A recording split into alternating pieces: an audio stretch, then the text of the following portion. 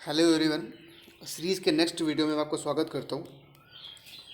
तो आपको इस वीडियो में वैरायटी ऑफ क्वेश्चंस देखने को मिलेंगे और एक नई चीज़ है इसमें कि मैंने इस पे ऑप्शंस नहीं डाल रखे हैं, है ना। आपको सीधे इस पे आंसर मिलेगा। वन लाइनर क्वेश्चंस हैं, बहुत सारे क्वेश्चंस हैं इस पे कुछ क्वेश्चंस डिफेंस से रिलेटेड हैं और कुछ आपको केमिस्ट्री का क्वेश्चंस मिलेगा थोड़ा बहुत जो एग्ज़ाम में पूछा जाता है ना। कुछ स्ट्रैटेजी के होगा और कुछ हिस्ट्री से भी क्वेश्चंस होगा, है ना। तो आपका एक बहुत ही बढ़िया वीडियो है, आपके लिए बहुत ही बेनिफिशियल होगा। तो इसको आप पूरा देखिएगा, हो सके तो इसका नोट्स बनाना, आपको बहुत एग्ज़ाम में बहुत ज़्यादा हेल्प करने वाला है।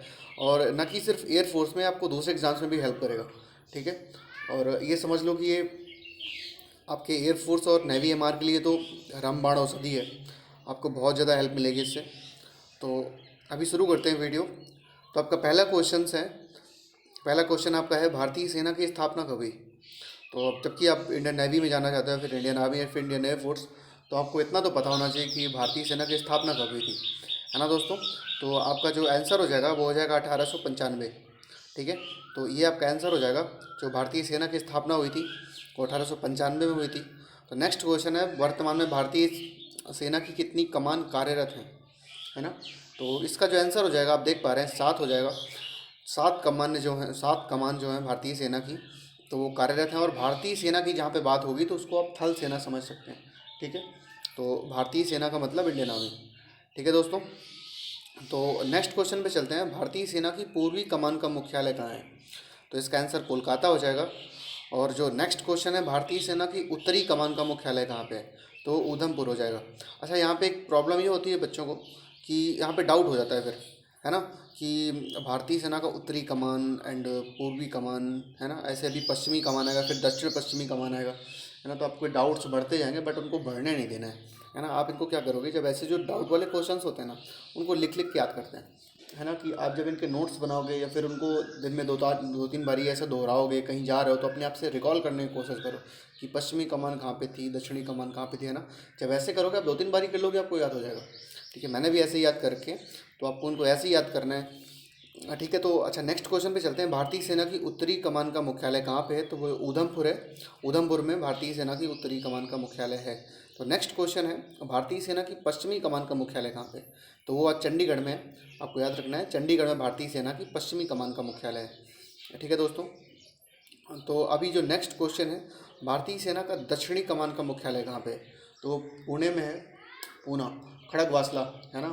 पुणे से आपको खड़गवासला याद आएगा और खड़गवासले से आपको एनडीए याद आएगा, है ना। तो नेक्स्ट क्वेश्चन है, भारतीय सेना की दक्षिण पश्चिमी कमान का मुख्यालय कहाँ पे है, तो वो आपका जयपुर में है, the pink city of India. Jaipur में भारतीय सेना की दक्षिणी पश्चिमी कमान का मुख्यालय है। तो भारतीय सेना की ट्रेनिंग कमान का मुख्यालय कहाँ पे है, तो ये आपका शिमला है ना। ये बर्फीली वादियों में इसका मुख्यालय है, शिमला में। तो नेक्स्ट क्वेश्चन है, भारतीय सेना की सबसे छोटी इकाई को क्या कहा जाता है ना। तो ऐसे बहुत सारे आपने बटालियन सुना होगा, ऐसे ऐसे ऐसे बहुत सारे टर्म्स होते हैं, है ना। तो जो सेना का जो सबसे छोटी टुकड़ी होती है ना, तो उसको सेक्शन कहते हैं, ठीक है, आप याद रखेंगे। तो नेक्स्ट क्वेश्चन है, भारतीय सेना के वर्तमान सेना अध्यक्ष कौन है, तो ये हैं जनरल मनोज मुकुंद नरवणे, ठीक है, आपको याद रखना है। तो नेक्स्ट क्वेश्चन है, जो थोड़ा सा हिस्ट्री क्वेश्चंस रखे हैं मैंने, तो इनको आप पढ़िएगा, बहुत एग्जाम में आते हैं वो। हालांकि ये मौर्य डायनेस्टी होगी, तो ये बहुत ज़्यादा आती है ना। तो नेक्स्ट ये आपका जो क्वेश्चन होने वाला है, नंद वंश के बाद मगध पर किस राजवंश ने शासन किया। तो जो आपको याद होगा, घनानंद जो था, वो सबसे आई थिंक लास्ट शासक था नंद वंश का, है ना, जिसको चंद्रगुप्त मौर्य ने हटा करके अपने अपने साम्राज्य की स्थापना की थी, कौटिल्य की सहायता से, है ना। तो यही आपका आंसर है, नंद वंश के बाद मगध पर किस राजवंश ने शासन किया, तो मौर्य है, इसका आंसर मौर्य हो जाएगा। और राधा स्वामी सत्संग के संस्थापक कौन थे, तो इसका आंसर हो जाएगा रामदयाल साहब। अच्छा, ऐसे क्वेश्चन आपको याद करने हैं, जैसे ये क्वेश्चन हो गया, राधा स्वामी सत्संग के संस्थापक कौन थे, ये एग्जाम में पूछता है फिर लड़के ऐसे। अब देखते हैं दिवाली की तरफ ये क्या आ गया। तो नेक्स्ट क्वेश्चन है, तहकीक हिंद किसकी रचना है, तो ये अलबरूनी की रचना है। अच्छा, ये पुस्तकें भी बहुत एग्जाम में आती हैं, आपको इनको भी बहुत अच्छे से पढ़ना है। तो ऐसे ही नेक्स्ट क्वेश्चन है आपका, सर्वप्रथम भारतवर्ष का अभिलेख किस उल्लेख में किया गया, तो इसका आंसर हो जाएगा हाथी गुफा अभिलेख। नेक्स्ट क्वेश्चन है, गुप्त वंश के किस शासक ने महाधिराज की उपाधि धारण की? तो इसका जो आपका आंसर हो जाएगा, चंद्रगुप्त प्रथम ने इसकी उपाधि ग्रहण की। तो नेक्स्ट क्वेश्चन है, गणित के में दशमलव प्रणाली के आविष्कार का श्रेय किस युग को दिया जाता है, या फिर किस डायनेस्टी के टाइम पे, किस बादशाह के टाइम पे, या फिर किस साम्राज्य के टाइम पे इसका आविष्कार हुआ था? तो मौर्य युग में हुआ था। तो जो इसका जो समय का जो मतलब इसे पूछ रहा है, गणित में दशमलव प्रणाली के आविष्कार का श्रेय किस समय को दिया जाता है, ऐसा क्वेश्चन होना चाहिए था। तो वो मौर्य युग को चाहता है। ठीक है। तो नेक्स्ट क्वेश्चन है, पुर्तगालियों ने भारत में सर्वप्रथम किस चीज़ की खेती आरंभ की? तो इसका आंसर होने वाला है तंबाकू की। ठीक है, इन्होंने सबसे पहले भारत में तंबाकू उगानी शुरू करी थी। तो नेक्स्ट क्वेश्चन है, बक्सर के युद्ध में अंग्रेजी सेना का नेतृत्व किसने किया? तो इसका आंसर हो जाएगा Hector Munro. Very important question, इसको आपको याद करके जाना है, एग्जाम में आएगा क्वेश्चन ये कि बक्सर के युद्ध में अंग्रेजी सेना का नेतृत्व किसने किया था? तो उसका आंसर हो जाएगा हेक्टर मनरो। ठीक है। तो नेक्स्ट क्वेश्चन है, स्थायी बंदोबस्त का सिद्धांत किसने दिया? तो ये आपके लॉर्ड कॉर्नवालिस जी ने दिया था। तो आपको याद करना है क्वेश्चन ये। तो नेक्स्ट क्वेश्चन है, किस मुगल बादशाह के आदेश पर बंदा बहादुर की हत्या की गई थी? तो फर्रुखसियर के आदेश पर। ठीक है। तो ये कुछ क्वेश्चंस मैंने रखे हुए हैं केमिस्ट्री से, तो आप इनको याद करेंगे बहुत ही अच्छे से, तो एग्ज़ाम में क्वेश्चन आएंगे। ठीक है। तो नेक्स्ट क्वेश्चन, नौशादर व रेत को किस विधि से पृथक करते हैं? तो इसका आंसर हो जाएगा ऊर्ध्वपातन। ठीक है दोस्तों। नेक्स्ट क्वेश्चन है, नमक जल में घुला है, उसे पृथक करने के लिए उपयुक्त विधि है? तो इसका आंसर हो जाएगा वाष्पीकरण। है ना, जब जलवाष्प बन के जब जल उड़ जाएगा तो नीचे उस पर नमक नमक बच जाता है ना। ऐसे ही हम लोग समुद्र के जल से नमक का उत्पादन करते हैं, आपको पता होगा ये। तो नेक्स्ट क्वेश्चन है, प्लास्टर ऑफ पेरिस का आंशिक निर्जलीकरण करके बनाया जाता है? मतलब किस चीज़ का आंशिक निर्जलीकरण करके प्लास्टर ऑफ पेरिस को बनाया जाता है, क्वेश्चन ये कह रहा है। तो इसका ये जिप्सम जिप्सम जो होता है, जिप्सम लवण का आंशिक निर्जलीकरण करके प्लास्टर ऑफ पेरिस बनाया जाता है। ठीक है। नेक्स्ट क्वेश्चन है, नाइट्रोजन व हाइड्रोजन के परस्पर संयोग से क्या बनता है? तो इसका आंसर हो जाएगा अमोनिया। है ना। तो जो नेक्स्ट क्वेश्चन है वो है, मैग्नीशियम का वायु में जलना क्या है? तो इस क्रिया को ऑक्सीकरण कहते हैं। ठीक है।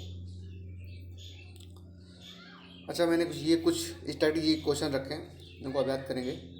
तो क्वेश्चन है, अफ्रीका महाद्वीप की सबसे बड़ी झील कौन सी है? तो इसका आंसर हो जाएगा विक्टोरिया झील जो है ना। तो ये सबसे बड़ी झील है, और आपको बताना है कि विक्टोरिया जलप्रपात कहाँ पे है। ठीक है, ये आपके लिए क्वेश्चन है, होमवर्क है, इसको आप कमेंट बॉक्स में लिख के बताओगे।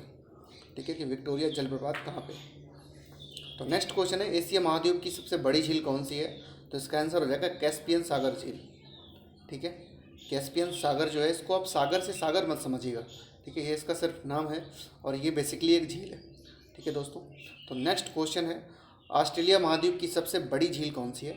तो ये इसका आपका आंसर हो जाएगा आयर झील जो है, ऑस्ट्रेलिया महाद्वीप की सबसे बड़ी झील है। ठीक है। नेक्स्ट क्वेश्चन है, यूरोप महाद्वीप की सबसे बड़ी झील कौन सी है? तो ये है लेगोड़ा झील। ठीक है, लेगोड़ा झील जो है ये यूरोप महाद्वीप की सबसे बड़ी झील है। तो नेक्स्ट क्वेश्चन होगा, सर्वाधिक देशों वाला महाद्वीप कौन सा है? ऐसा ऐसा महाद्वीप जिसमें बहुत सारे देश है, तो वो अफ्रीका है। तो अफ्रीका में छोटे छोटे बहुत सारे देश हैं, मतलब बहुत ही ज़्यादा देश हैं वहाँ पे। नेक्स्ट क्वेश्चन है, कौन सा महाद्वीप मरुस्थल विहीन है? ऐसा महाद्वीप जहाँ पे मरुस्थल है ही नहीं, डिजर्ट जो होते हैं ना, जैसे सहारा डिजर्ट हो गया, ऐसे इस टाइप की जो वहाँ पे मरुस्थल है ही नहीं, तो वो देश है आपका यूरोप। ठीक है, यूरोप में ऐसा कोई भी मरुस्थल नहीं है।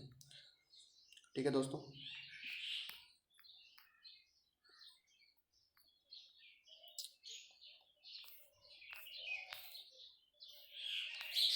तो नेक्स्ट क्वेश्चन है आपका कि किस महाद्वीप में सरीसृप नहीं पाए जाते हैं? एक आपने बायोलॉजी में पढ़ा होगा सरीसृप वर्ग, है ना, जिसपे आपके ये रेंगने वाले जीव जंतु आते हैं, बेसिकली सांप बोल सकते हो, है ना। तो वहाँ पे नहीं पाए जाते हैं, तो वो अंटार्कटिका में। अच्छा, अंटार्कटिका में क्यों नहीं पाए जाते, क्वेश्चन ये बनता है। तो अंटार्कटिका का ना बहुत ही ठंडा प्रदेश है, और आपको पता है कि जो सांप वगैरह होते हैं वो जब बहुत ठंडे में ना उनका ब्लड जम जाता है ना। तो जाहिर सी बात, जब ब्लड जम जाएगा तो उनकी डेथ हो जाएगी। तो इस चक्कर में क्या होता है कि ये जो वर्ग के होते हैं, तो ये ठंडे प्रदेशों में नहीं होते, ठंडे में होते हैं, बट अंटार्कटिका तो बहुत ही ज़्यादा ठंडा है, वहाँ पे हर वक्त बर्फ़ जमी रहती है ना। तो इस चक्कर में अंटार्कटिका में सरीसृप वर्ग के जो जीव जंतु होते हैं नहीं पाए जाते हैं। नेक्स्ट क्वेश्चन है, अफ्रीका महाद्वीप का दक्षिणम बिंदु कौन सा है? तो ये बहुत इंपॉर्टेंट क्वेश्चन है आपका, इसको याद करेंगे आप। केप अलगोहास जो है ना, वो अफ्रीका महाद्वीप का दक्षिणम बिंदु है। नेक्स्ट क्वेश्चन है, विश्व में मैदानों का सर्वाधिक विस्तार किस महाद्वीप में है? यूरोप। जैसा कि आपको पता है कि यूरोप ना बहुत ही ग्रीन से भरा हुआ, मतलब ये आपका महाद्वीप है। तो वहाँ पे ना बहुत सारे ऐसे घास के मैदान हैं। तो वही क्वेश्चन कह रहा है, विश्व में मैदानों का सर्वाधिक विस्तार किस महाद्वीप में है? तो यूरोप में है। ठीक है, नेक्स्ट क्वेश्चन है, किस महाद्वीप को पठारी महाद्वीप कहते हैं?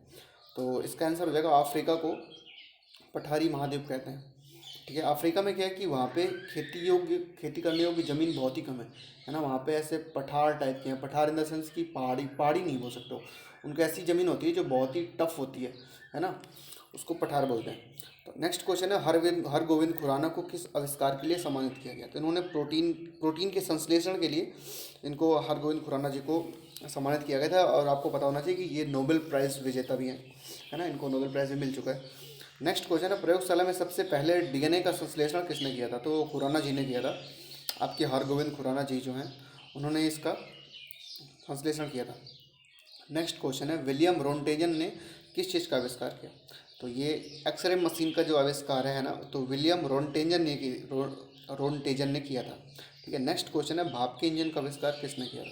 तो हम सब ने बचपन में पढ़ा है, बहुत ज़्यादा पढ़ा है, इसको सबको पता होगा। ऐसा कोई बच्चा नहीं होगा जिसको ये क्वेश्चन का आंसर नहीं आता होगा, और जिसको नहीं होता होगा तो बहुत ही बच्चा होगा वो। तो इसका आंसर हो जाएगा जेम्स वॉट। ठीक है दोस्तों, विश्व की विशालतम दूरबीन कौन सी है? उसका नाम क्या है? तो उसका नाम है आइस क्यूब, है ना, जो सबसे बड़ी दूरबीन है उसका नाम आइस क्यूब है। नेक्स्ट क्वेश्चन है, मशीन गन का आविष्कार किसने किया था? तो इसका आंसर हो जाएगा जेम्स पाकल ने मशीन गन का आविष्कार किया था। और आपका आई थिंक लास्ट क्वेश्चन है ये। तो लास्ट क्वेश्चन है, थर्मोस्कोप ऑफ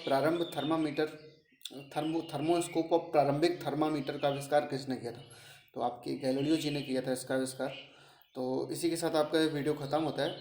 और मैंने आपको ये समझ लो कि 12 मिनट में कम से कम 35 क्वेश्चन करवा दिए, जो बहुत इंपॉर्टेंट है आपके एग्ज़ाम के लिए।